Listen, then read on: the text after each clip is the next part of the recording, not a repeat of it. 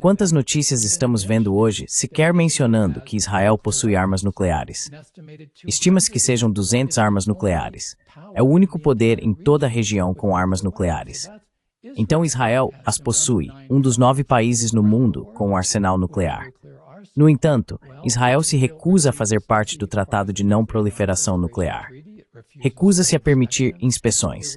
O Irã faz parte do Tratado de Não Proliferação Nuclear, concordou com ele, aderiu a ele e permitiu as inspeções mais rigorosas da história das armas nucleares no planeta.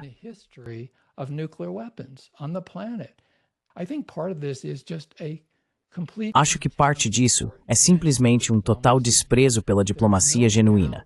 Não há realmente dúvida de que a invasão do Iraque poderia ter sido evitada em 2003 se o governo dos Estados Unidos no topo não estivesse claramente determinado a invadir. Da mesma forma, quando olhamos para o que está acontecendo no Irã, é uma tragédia, com bombas financiadas pelos Estados Unidos matando pessoas, aterrorizando pessoas.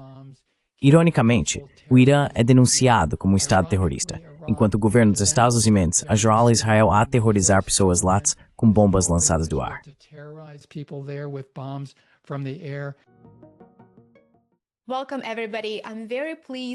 Sejam todos bem-vindos. É um grande prazer receber aqui Norman Solomon, um renomado jornalista e crítico de mídia americano. Norman escreveu um livro fascinante intitulado A Guerra Tornada Invisível, como os Estados Unidos escondem o custo humano de sua máquina militar. Agora, mais do que nunca, este livro é leitura obrigatória. Faça um favor a si mesmo e adquira um exemplar, você vai aprender muito com ele. Eu aprendi. Norman, seja bem-vindo. Muito obrigado pelo canal. Norman, welcome. Thank you so much for joining today. Smini, Fitzpatrick. Em seus livros e artigos, você explorou extensivamente a máquina de propaganda de guerra. Você foi ao Iraque apenas alguns meses antes da invasão dos Estados Unidos. E em seu livro, que eu também tenho aqui, quero mostrar aos nossos espectadores, é um livro maravilhoso, você compartilhou como a realidade no local é muito diferente da narrativa criada pela nossa mídia. Então, de certa forma, parece que estamos revivendo aqueles dias que antecederam a invasão do Iraque. O que vemos agora poderia ser um Iraque 2.0. Quando você observa o que está acontecendo atualmente no Oriente Médio e o grau de envolvimento dos Estados Unidos nessa confusão, o que vem à sua mente?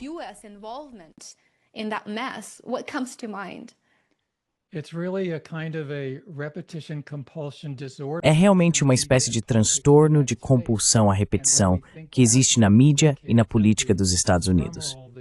Quando pensamos algumas décadas atrás, no rufar dos tambores, os tambores de guerra, para invadir o Iraque, os ecos agora são muito semelhantes em relação ao Irã.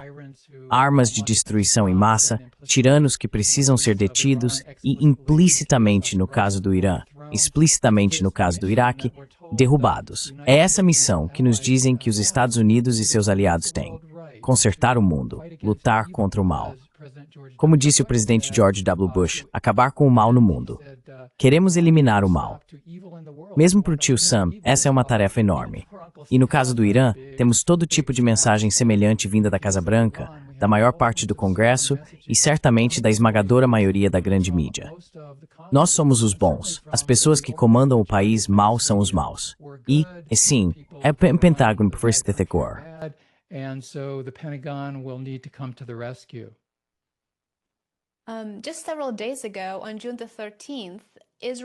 Há apenas alguns dias, em 13 de junho, Israel atacou o Irã.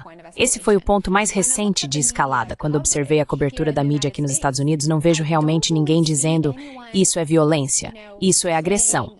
E o próprio Trump agora está cogitando a ideia de os Estados Unidos bombardearem os sites nucleares do Irã. Ele acabou de dizer, e cito, posso fazer isso, posso não fazer. Então, claramente, ele não vai ser porque liderar. Deve esperar que você não quer esperar no meio. Nesse momento, a verdade é ninguém sabe.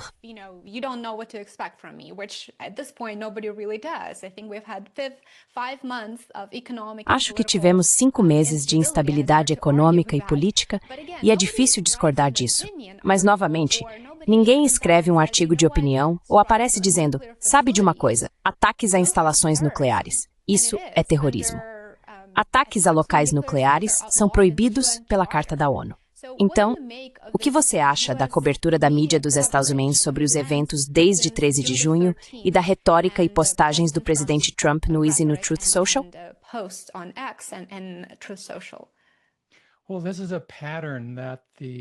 Bem, esse é um padrão que a grande mídia nos Estados Unidos costuma repetir, vindo da Casa Branca, que podemos resumir como: faça o que dizemos, não o que fazemos. No governo anterior do presidente Biden, tivemos Antony Blinken dizendo que precisamos de uma ordem baseada em regras. Bem, o verdadeiro significado disso é: nós fazemos as regras, nós quebramos as regras, fazemos o que queremos e apontamos o dedo para países que fazem o que nós fazemos. Mas temos o poder e a força para afirmar e também para demonstrar na prática que quem tem força tem razão. Então você destaca um ponto fundamental. O direito internacional diz que um país não pode invadir outro país, não pode lançar um ataque agressivo.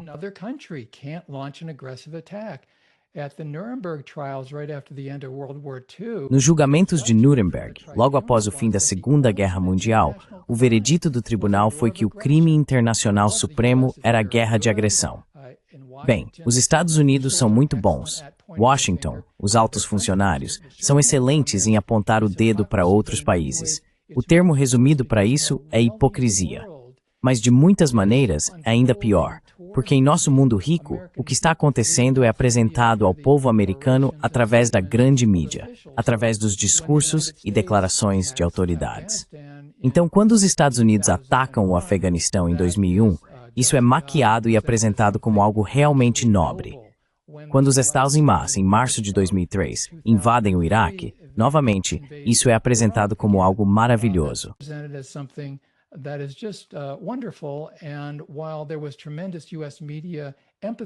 E enquanto havia uma enorme empatia da mídia dos Estados Unidos em relação às tropas americanas que estavam indo para a guerra, havia muito pouca empatia na cobertura sobre os civis iraquianos que foram mutilados e mortos graças ao poder de fogo dos Estados Unidos. Então, avançando para a invasão russa da Ucrânia, a mídia americana condenou de forma esmagadora. Bem, eu acho que foi errado. Sou contra um país invadir outro e bombardear cidades. Mas então temos o governo dos Estados Unidos aprovando e armando o que Israel faz em Gaza, onde já estamos há quase 20 meses, na última contagem, com o governo israelense fazendo com mais de 2 milhões de civis palestinos em Gaza, o que a Human Rights Watch e a Anistia Internacional chamaram de genocídio.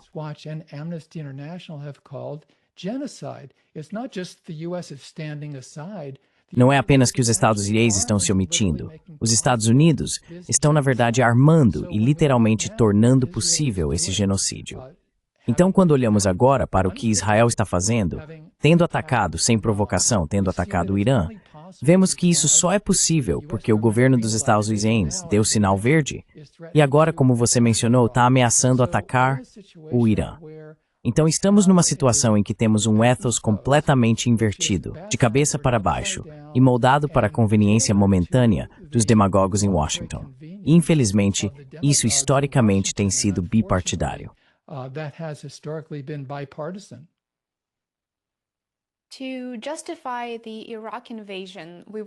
Para justificar a invasão do Iraque, nos disseram que Saddam Hussein possuía armas de destruição em massa.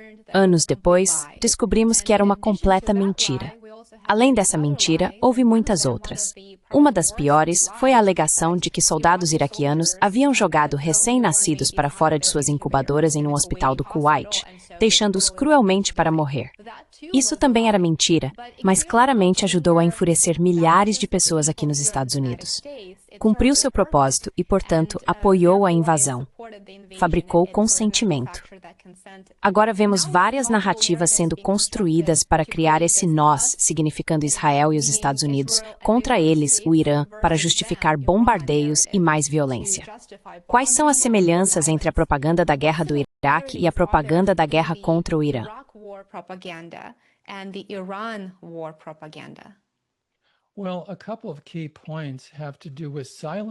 Bem, alguns pontos-chave têm a ver com silêncios.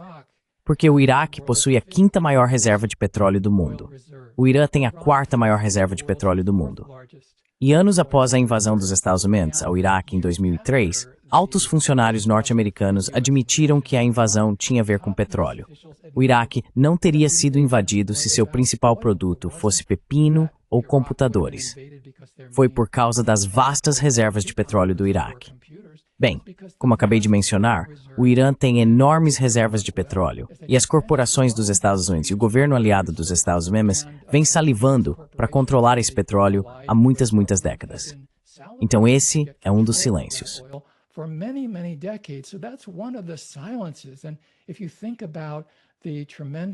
E se você pensar na enorme quantidade de cobertura da mídia que esse ataque israelense ao Irã recebeu nos últimos dias, quantos desses artigos ou transmissões de notícias sequer mencionam o petróleo? E, no entanto, se você entende o que aconteceu com a invasão do Iraque, e pode voltar, como cito em Guerra Tornada Invisível, e ver as declarações do general Abizaid, por exemplo, que estava no comando das forças dos Estados Unidos 2 anos após a invasão que ele ajudou a liderar e depois a ocupação que ele liderou. O general Abizaid disse, claro que era sobre petróleo. O ex-secretário de Defesa Hagel também disse, bem, não vamos fingir, definitivamente era sobre petróleo.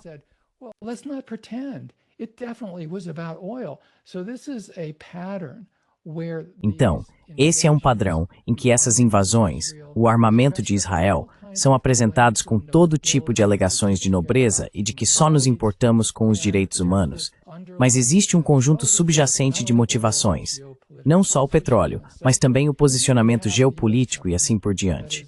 Aqui temos o governo dos Estados Unidos, totalmente alinhado com a Arábia Saudita, um dos regimes mais repressivos do planeta, onde pessoas são torturadas diariamente por serem dissidentes. E a Arábia Saudita, vamos lembrar do soquinho do presidente Biden com o líder de fato da Arábia Saudita há alguns anos. Esses são nossos parceiros por lá. O Egito é um regime que tortura enormemente, uma ditadura horrível, e ainda assim, depois de Israel, geralmente recebe a maior quantidade de ajuda militar dos Estados Unidos. Então essa é uma política externa moral. Não, uma política externa imoral, que se disfarça de algum tipo de empreendimento nobre ao redor do planeta. E para nós que vivemos nos Estados Unidos, temos uma oportunidade, uma necessidade de desafiar esse governo, porque ele fala em nosso nome, usa nossos impostos.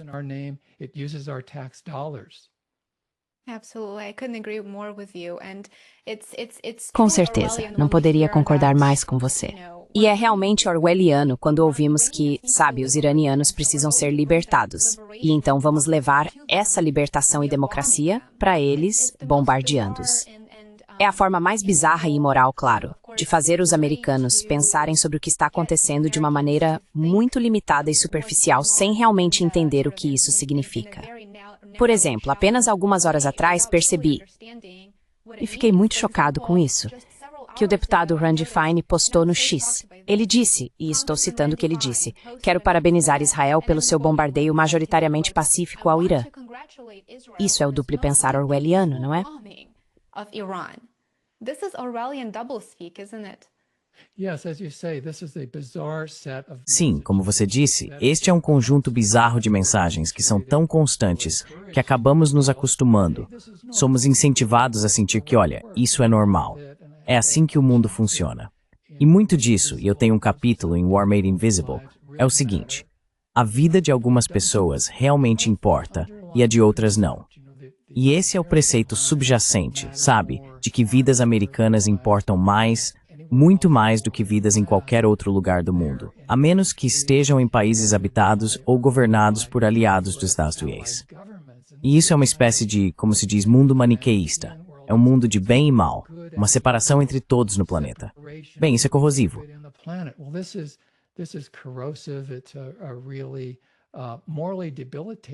É um processo realmente moralmente debilitante, onde o mundo é dividido entre mocinhos e bandidos. Bem, isso pode até combinar com os faroestes que assistíamos quando éramos crianças, ou com alguns dramas de TV, mas não é assim no mundo real. Tive a sorte de ir ao Afeganistão, ao Iraque, ao Irã, e você conhece pessoas de verdade, e elas não querem guerra. Sim, o governo iraniano é tirânico, mas francamente, Não é tão tirânico quanto muitos outros países para os quais os Estados Unidos enviam bilhões de dólares em ajuda militar todos os anos. O Iraque era um regime muito mais tirânico sob Saddam Hussein do que o Irã é agora. Em certo sentido, foi realmente chocante para mim, alguns meses antes da invasão do Iraque, ver o quão repressivo era.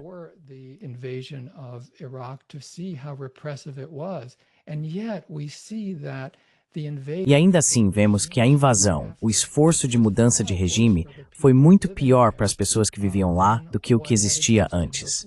Acho que parte disso é simplesmente um total desprezo pela diplomacia genuína.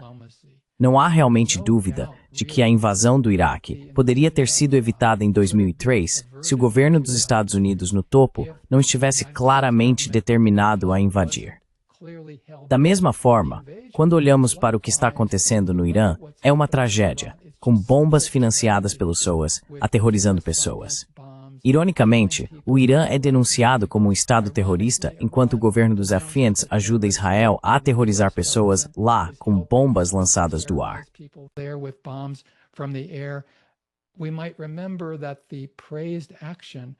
Podemos lembrar que a ação elogiada, lembre-se dos pagers que explodiram no outono passado, cortesia do Mossad e do governo israelense, cegou e mutilou centenas e centenas de pessoas no Líbano. Alguns deles eram afiliados ao Hezbollah. Além disso, seus filhos também foram mutilados e cegados. Pois bem, Leon Panetta, que foi diretor da CIA dos Estados Unidos e ex-secretário de Defesa dos Estados Unidos, foi à televisão alguns dias depois e disse: "Não há dúvida, isso é terrorismo." Aqui temos um ex-alto funcionário dos Estados Unidos dizendo que o governo israelense estava praticando terrorismo. E, no entanto, em uma verdadeira inversão orwelliana, continuamos sendo informados de que o governo israelense está combatendo o terrorismo. É por isso que os contribuintes dos Estados Unidos estão pagando a conta de bilhões e bilhões de dólares em armas para o genocídio em Gaza e agora para esta guerra contra o Irã.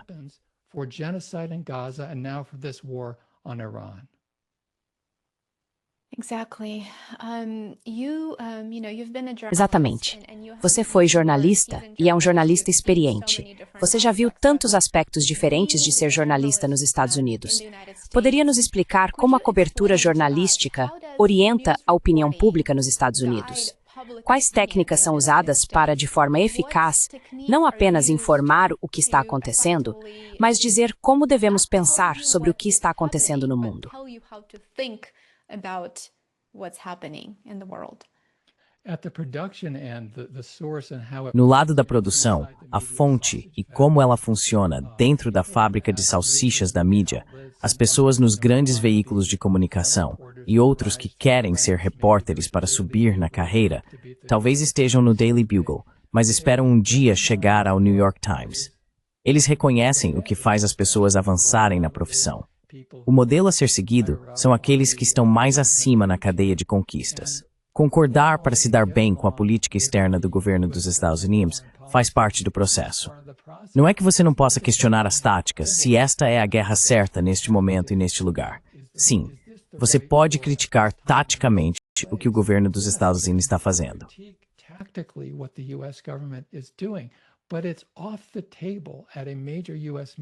Mas está fora de questão, em um grande veículo de mídia dos Estados Unidos, desafiar a prerrogativa dos Estados Unidos de tentar impor sua vontade ao mundo militarmente, na medida e nas formas que considerar frutíferas.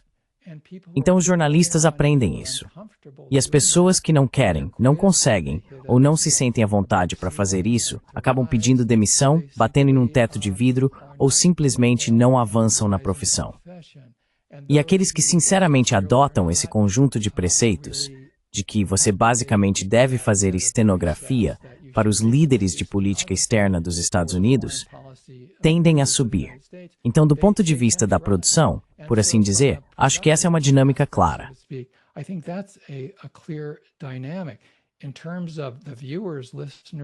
Em termos dos espectadores, ouvintes e leitores da grande mídia, é uma janela para o mundo que é amplamente tingida de vermelho, branco e azul. Então uma questão fundamental é, como isso afeta os Estados Unidos? Isso aumenta ou diminui a capacidade dos Estados Unidos de controlar ou exercer influência sobre os acontecimentos no Oriente Médio, por exemplo?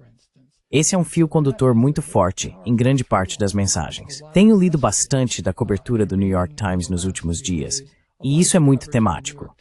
Isso é bom para o tio Sam? Isso vai ajudar o governo dos Estados Unidos a impor sua vontade no Oriente Médio? E precisamos ser francos sobre isso.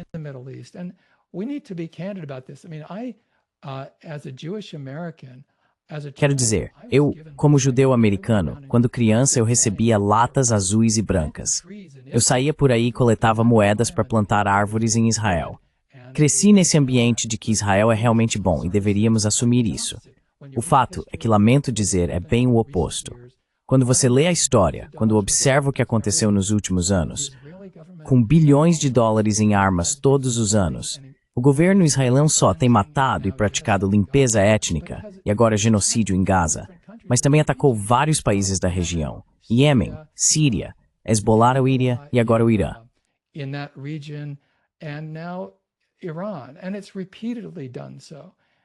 E isso tem sido feito repetidamente. E sim, ouvimos falar das hostilidades contra Israel. O clichê é: Israel está em um bairro perigoso. Bem, você cria vizinhos ruins quando não quer paz, quando usa o punho de ferro para tentar esmagá-los, e neste caso, as legítimas aspirações de direitos humanos e autodeterminação do povo palestino. E eu acrescentaria que, de fato, o governo dos Estados Unidos comprou o Egito, comprou a Arábia Saudita, comprou outros governos da região. Então, esses governos fazem discurso em favor dos direitos palestinos, mas na hora do vamos ver, eles simplesmente não estão lá.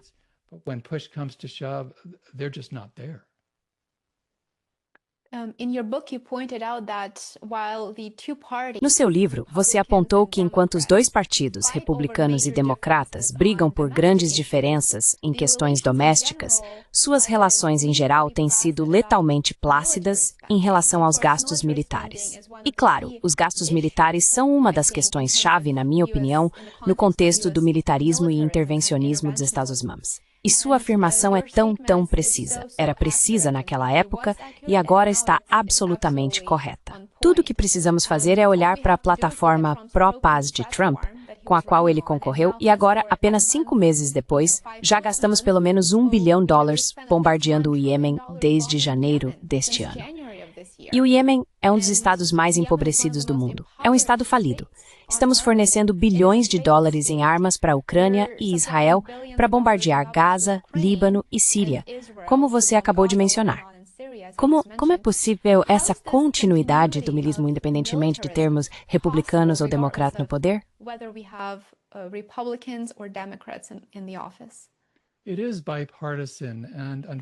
É bipartidário e, infelizmente, isso tem uma longa história.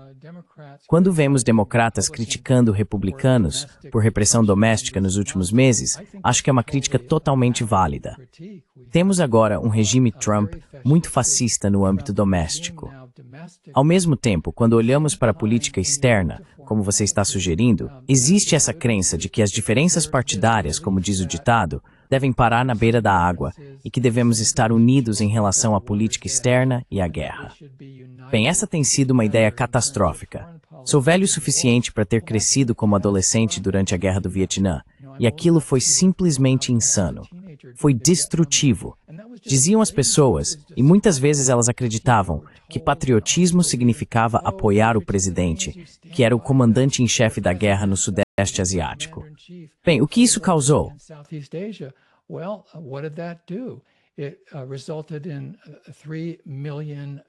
Isso resultou em 3 milhões de vietnamitas mortos, 58 mil americanos morrendo no Vietnã.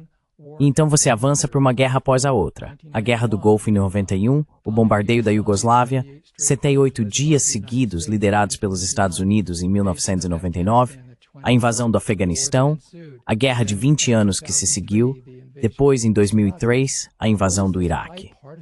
O que esse bipartidarismo faz? É parte de uma cultura de morte. É obediência. É simplesmente dizer, vou ficar de boca fechada. O grande líder, seja lá como o chamemos, nós o seguiremos até o abismo. E mesmo que as pessoas não se importem, eu acho que realmente deveríamos nos importar. Com o massacre, o terrorismo que o financiamento militar dos Estados Unidos está causando agora em Gaza, causando no Irã, mesmo que não nos importemos com esses seres humanos, eu digo que realmente deveríamos, também, o que vai. Also, what goes around comes around.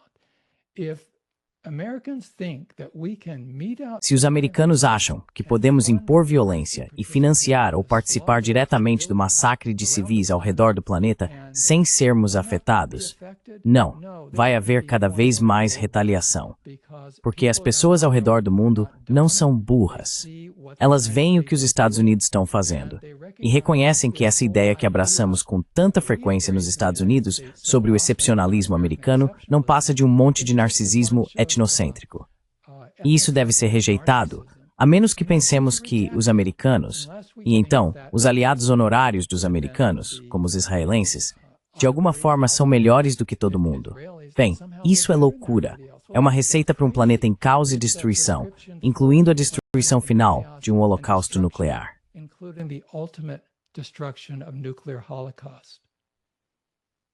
You've mentioned several minutes ago, you said that Você mencionou há alguns minutos que nessa narrativa de propaganda de guerra, é típico ver opiniões em que, bem, as mortes dessas pessoas importam, mas as daquelas pessoas não importam. Então, para fabricar consentimento para o envolvimento militar, para tropas dos Estados Unidos em solo no pior cenário possível, o outro lado, nosso adversário, precisa ser completamente e totalmente desumanizado. Essa propaganda de guerra nos empurra a pensar em termos que dividem o mundo, nós contra eles. E claro, nos termos dessa propaganda, eles são considerados humanos inferiores. Você poderia comentar sobre o papel da desumanização do outro lado nesse processo de impulsionar a propaganda de guerra e fabricar consentimento para a violência? process of pushing war propaganda and manufacturing consent for violence. That's such a key point, and it's such a through line that is Esse é um ponto fundamental, e é uma linha condutora que infelizmente é tão constante na mídia e na política dos Estados Unidos. Quando olhamos, por exemplo, para o tipo de cobertura da invasão e guerra russa, que causou tanto sofrimento entre civis na Ucrânia, na medida em que a tecnologia permite, a mídia dos Estados Unidos realmente fez questão de mostrar o sofrimento dos civis nessa invasão. Em contraste, vemos a real falta de interesse ou disposição da mídia dos Estados Unidos em mostrar o que o poderio militar do Pentágono causou, ano após ano, aos civis no Afeganistão e no Iraque. É como se as vítimas de uma invasão fossem humanos de verdade. E as vítimas de outra invasão, liderada pelos Estados Unidos. Ah, tanto faz, não é grande coisa. another invasion led by the United States. Oh, well, no big deal. And a lot of that's conveyed via silence. E muito disso é transmitido pelo silêncio. E o silêncio é realmente poderoso. Essa é uma maneira muito forte e eficaz de exercer, implementar e causar impacto por meio da propaganda, porque não ouvimos falar dessas pessoas. Não vemos seus rostos, não ouvimos suas vozes, não aprendemos sobre elas, então elas simplesmente se tornam não pessoas. Estamos vendo isso acontecer neste exato momento, porque há muita cobertura sobre o sofrimento das pessoas em Israel que estão preocupadas com os mísseis vindos do Irã, e algumas delas, infelizmente, estão sendo mortas, e ao sofrimento e à dor de seus entes queridos. Mas há uma quantidade ou qualidade relativamente muito pequena de cobertura semelhante sobre o que está acontecendo no Irã, graças aos contribuintes dos Estados Unidos. Courtesy of US taxpayers. So we might think, oh, well, if the US government is responsible. Então podemos pensar, bem, se o governo dos Estados Unidos é responsável por armar os ataques ao Irã, não deveríamos ver cobertura sobre os resultados humanos desse armamento e desses bombardeios? Bem, não. E parte disso é que existe uma forte crença na tecnologia dos Estados Unidos, de que de alguma forma Deus abençoou os mísseis americanos, que são incomparáveis no mundo, a tecnologia aérea mais letal e assassina que existe. Então, literal e figurativamente, estamos acima de tudo isso, porque somos americanos e temos essa tecnologia.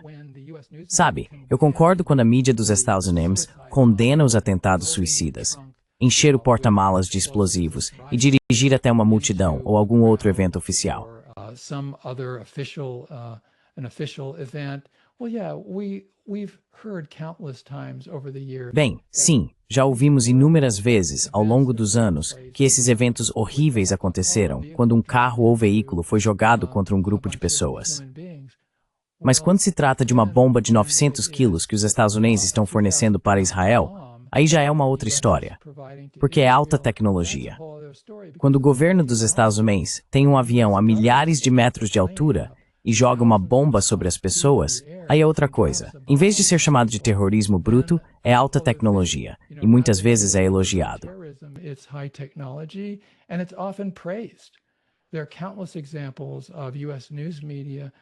Há inúmeros exemplos da mídia norte-americana realmente elogiando os detalhes de como a tecnologia utilizada pelos Estados Unidos, novamente acima de tudo a partir do ar, mata pessoas de forma eficaz. E mais um exemplo. Mencionei no outono passado os grandes ataques no Líbano por parte de Israel. Na mídia dos Estados Unidos havia inúmeros comentaristas e jornalistas que diziam: "Isso é realmente impressionante. Que conquista. Isso é um feito tecnológico inovador por parte dos israelenses." Havia admiração, havia elogios, mesmo enquanto, como mencionei, o ex-diretor da CIA, Leon Panetta, reconheceu que aquilo era terrorismo. Então, mais uma vez, voltamos ao faço o que eu digo, não o que eu faço.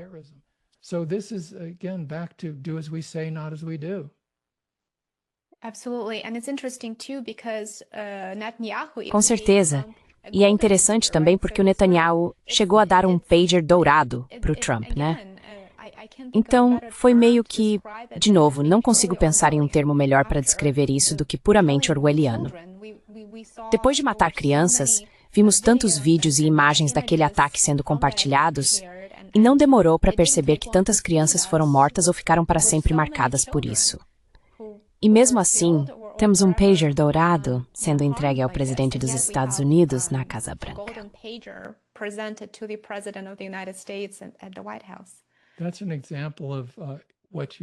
Esse é um exemplo do que você estava perguntando em relação ao efeito que isso tem sobre as pessoas nos Estados Unidos. Existe a produção e depois o que poderíamos chamar de consumo da mídia. E nós temos oportunidades. Sim, muitas pessoas são enganadas por isso. São atraídas para esse círculo de mensagens orwellianas e acabam comprando essa ideia, acreditando nela. Mas muitas pessoas não caem nisso, e cada vez mais pessoas não caem. E é aí que eu acho que existe uma combinação de compreensão mais profunda e depois de ação, que é tão importante. Esse programa é importante continuamente, porque você traz convidados repetidamente que desmistificam, que desconstruem, que explicam a verdade por trás da propaganda superficial, algo que nós nos Estados Unidos certamente precisamos aprender. Precisamos entender isso melhor.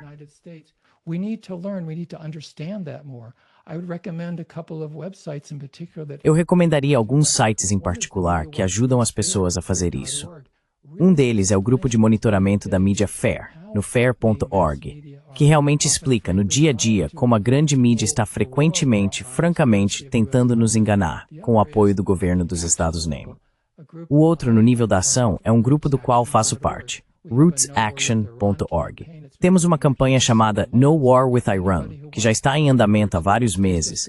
Qualquer pessoa que quiser receber alertas de ação, por favor, acesse nosso site. Você pode se inscrever no topo da página inicial. É rootsaction.org, isso mesmo, ROTSaction.org.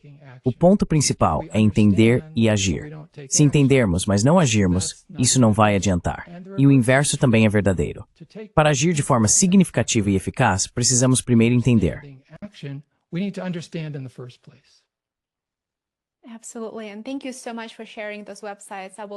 Com certeza. E muito obrigado por compartilhar esses sites. Vou garantir que eles estejam linkados na descrição abaixo. E recomendo que nossos espectadores sigam os links, se envolvam e se informem. Uma das principais forças motrizes da propaganda é essa narrativa sobre armas nucleares. Gostaria de abordar isso também, porque acho que muitas pessoas usam isso como desculpa para a agressão contra o Irã. Há muito a ser discutido aí, mas vou apenas mencionar brevemente que, desde 1995, Netanyahu vem dizendo que o Irã está há semanas ou meses de desenvolver uma arma nuclear, e isso ainda não aconteceu.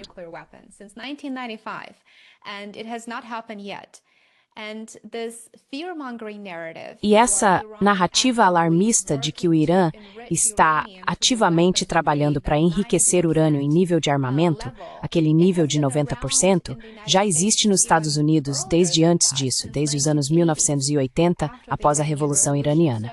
Então, Tulsi Gabbard acabou de afirmar que as agências de espionagem dos Estados absolutamente não têm nenhuma evidência de que o Irã sequer esteja tentando desenvolver uma arma nuclear. E mais recentemente, acredito que foi outro dia, Grossi, o chefe da Agência Internacional de Energia Atômica, foi à televisão e confirmou que Tulsi Gabbard está certa. Não há evidências de que o Irã esteja sequer tentando desenvolver uma arma nuclear.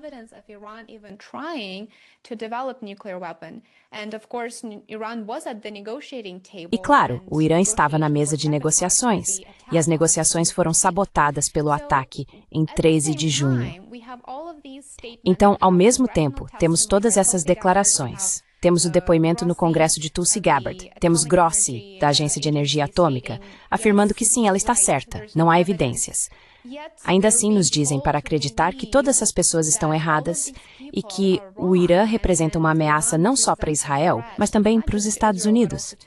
Por que isso? Por que ainda caímos nessas mentiras alarmistas, quando na realidade as evidências provam o contrário?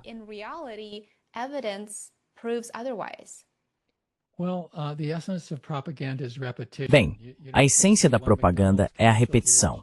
Você não vê apenas um comercial do McDonald's se assiste à TV.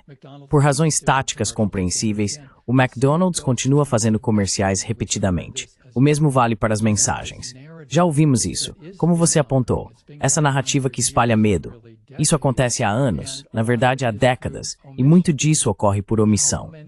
Quantas notícias vemos hoje, sequer mencionando que Israel possui armas nucleares? Estima-se que sejam 200 armas nucleares. É o único poder em toda a região com armas nucleares. Então Israel as possui, um dos 9 países no mundo com arsenal nuclear.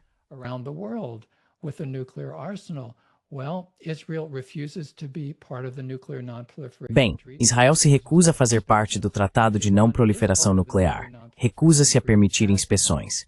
O Irã faz parte do Tratado de Não Proliferação Nuclear, concordou, aderiu e permitiu as inspeções mais rigorosas da história das armas nucleares no planeta. Eles são santos? Não. Mas o fato é que o líder supremo continua dizendo que armas nucleares são contrárias à lei islâmica. Quando estive no Irã, foi durante uma eleição presidencial lá em 2005 e conversei com o ex-presidente Rafsanjani e lhe fiz uma pergunta. Só me permitiram fazer uma... Ele é um cara muito ocupado. E eu disse, você acredita que o Irã deveria, sob a lei islâmica, ter armas nucleares? Ele disse não, é proibido.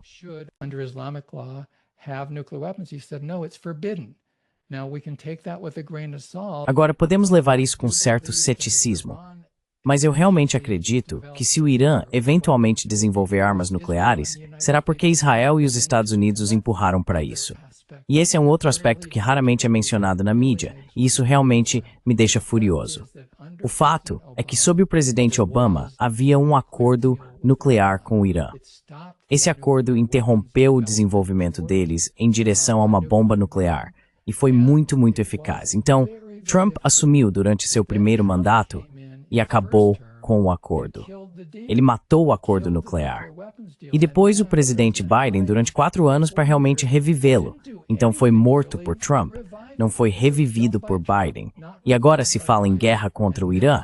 E isso acontece porque esses 2 últimos presidentes acabaram com uma resolução pacífica.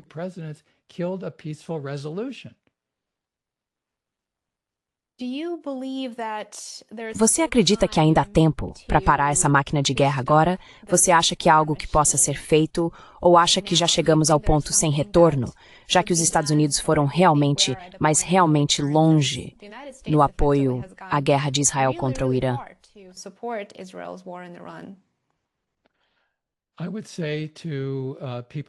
Eu diria às pessoas nos Estados Unidos, como diz o clichê, meus compatriotas americanos, mas eu diria às pessoas nos Estados, ou aliás em qualquer lugar do mundo, que nunca devemos desistir. O fato é que os Estados Unidos são um estado de guerra. É o estado de guerra mais poderoso do planeta. E quaisquer que sejam as virtudes dos Estados Unidos, o fato é que é a maior ameaça à paz no mundo. É a força militar mais perigosa do mundo. E precisamos reconhecer isso, não para sermos fatalistas, mas para sermos realistas. Então, como mencionei, no rootsaction.org, estamos nos organizando. Temos 1,2 milhão de pessoas que recebem nossos alertas de mídia por e-mail. there are a lot of other groups also active. Há muitos outros grupos também ativos, de base, sinceros, pessoas muito dedicadas em comunidades por todos os Estados Unidos e, aliás, ao redor do mundo, que estão trabalhando pela paz. E você me fez lembrar de quando fui ao souk e alguém em Teherã estava vendendo roupas íntimas, na verdade, em 2005. A pessoa atrás do balcão falava um pouco de inglês. Eu não falava nada de Farsi. Estávamos conversando sobre as relações entre os Estados Unidos e o Irã. E ele disse, as pessoas em todo lugar querem paz. Se ao menos os governos saíssem do caminho delas.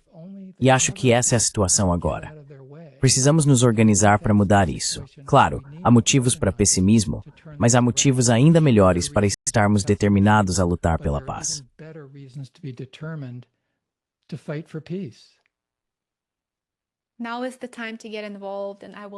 Agora é a hora de se envolver e vou deixar os links na descrição abaixo. Por favor, participe e também faça um favor a si mesmo adquirindo este livro maravilhoso. Ele traz muitos insights e aprendi muito com ele.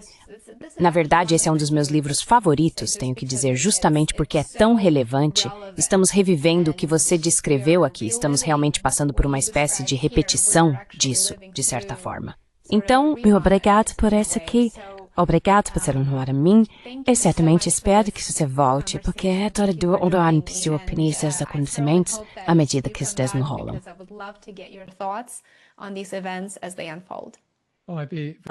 Eu ficaria muito feliz em fazê-lo.